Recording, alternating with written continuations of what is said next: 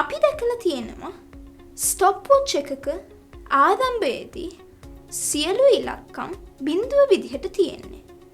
ඒ නිසා අපි පැය මිනිත්තු හා තප්පරවලට වේරියබල් 3ක් නිර්මාණය කරලා ආරම්භක අගය බිඳුව විදිහට ලබා දෙන්න අවශ්‍ය වෙනවා.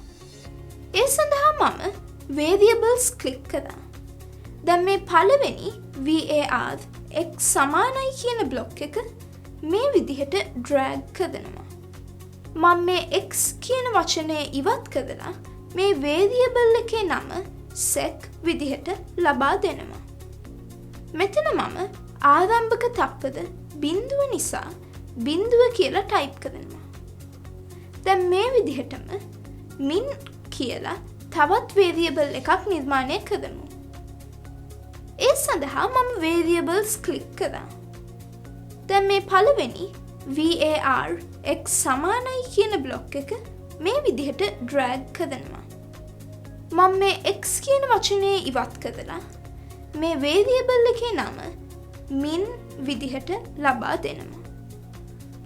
මෙතන මම ආරම්භක මිනිත්තු බිඳුව නිසා බිඳුව කියලා ටයිප් කරනවා. දැන් මේ විදිහටම hour කියලා තවත් variable එකක් නිර්මාණය කරමු. ඒ සඳහා මම variables ක්ලික් කරා.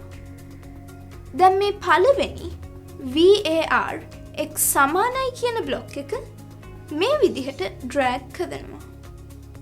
මම මේ x කියන වචනය ඉවත් කරලා මේ variable එකේ නම hour විදිහට ලබා දෙනවා. මෙතන මම ආරම්භක පැය බිඳුවක් නිසා බිඳුව කියලා ටයිප් කරනවා. දැන් අපි variable 3 ලබා දීලා අවසానයි.